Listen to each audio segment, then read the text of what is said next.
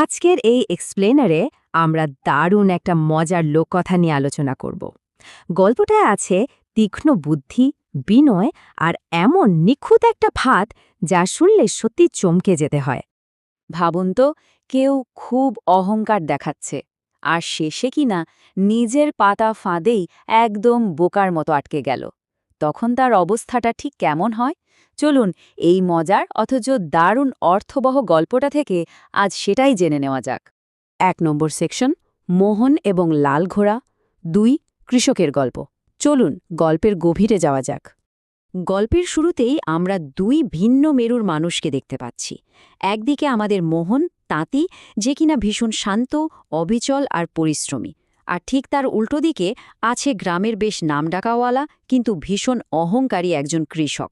তার একজোড়া লাল সাদা বলদ ছিল বলে সবাই তাকে লাল ঘোড়া ডাকত। তার চেহারায় সবসময় একটা আত্মতুষ্টির অহংকার ফুটে উঠত। ২ নম্বর সেকশন, লাল ঘোড়ার অদ্ভুত শর্ত। পতনের আগে অহংকার যাকে বলে আর কি। তো একদিন হলো কি, মোহন তার জমি চাষ করার জন্য এই লাল ঘোড়াকেই ডেকে পাঠালো। লাল ঘোড়া তো যথাসময় হাজির হলো, কিন্তু এসেই তার ওই তাচ্ছিল্য ভরা গলায় আর অহংকারী মুখে সোজা সাপটা বলে বসল যে সে মোহনের বাড়ির সাধারণ খাবার ছোঁয়েও না। কিন্তু মজার ব্যাপার হলো, এত বড় অপমানেও মোহনের চেহারায় রাগের কোনো চিহ্ন নেই। একেবারে শান্ত আর অবিচল মুখে সে জানতে চাইল যে কেন সে খাবেলা, গরিব বলে নাকি জাতের অহংকারে। আর তারপর খুব ভদ্রভাবেই জানতে চাইল যে সে আসলে কি খেতে পছন্দ করবে। এটা শুনেই লাল ঘোড়া মহা উৎসাহে এক বিশাল রাজকীয় মেনু ধরিয়ে দিল।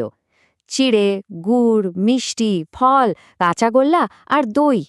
সে ঘুণাক্ষরেও টের পেল না যে মোহনের এই শান্ত সম্মতিটা আসলে একটা দারুণ বুদ্ধিদীপ্ত ফাঁদের মাত্র শুরু। ৩ নম্বর সেকশন, মাঠের রাজকীয় ভোজ। ফাঁদ কিন্তু পাতা হয়ে গেল। সোজা দুপুরের দিকে চলে যাই। চলুন। লাল ঘোড়া ততক্ষণে তার জমি চাষের কাজ খুব সুন্দরভাবে শেষ করে ফেলেছে, আর এখন সে খোলা মাঠে বসে রাজার হালে খাচ্ছে আর আনন্দে আত্মহারা হয়ে আয়োজককে প্রশংসায় ভরিয়ে দিচ্ছে। এখানকার এই দৃশ্যটা একেবারে নিখুঁত কমেডি। দুজনের মুখের অভিব্যক্তির বৈপরীত্যটা খেয়াল করার মতো।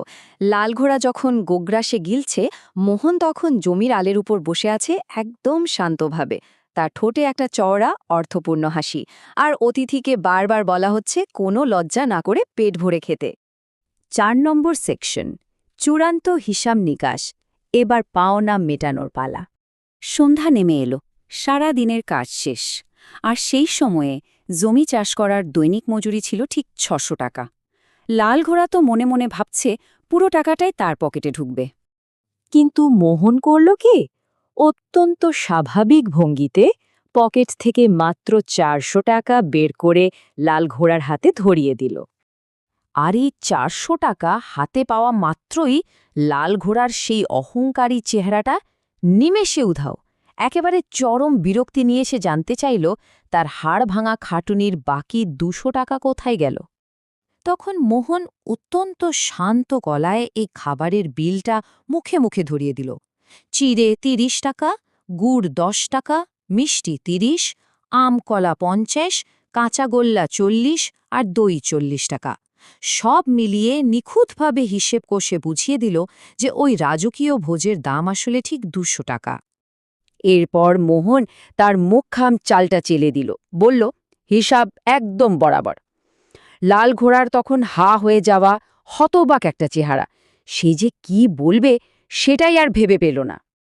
৫ নম্বর সেকশন, অহংকারের পতন। চলুন দেখে নিই এই গল্পের আসল নীতিশিক্ষাটা কি।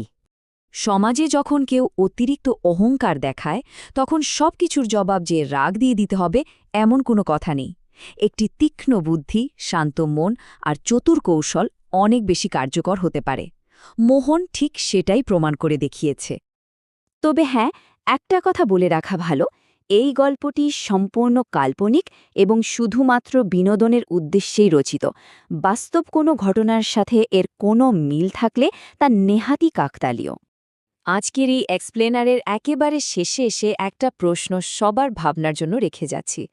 অকারণে অহংকারী মানুষের মুখোমুখি হলে মোহনের মতো শান্ত থেকে কিভাবে নিজের বুদ্ধির প্রয়োগ করা যেতে পারে ভাববেন কিন্তু আজ তাহলে এ পর্যন্তই।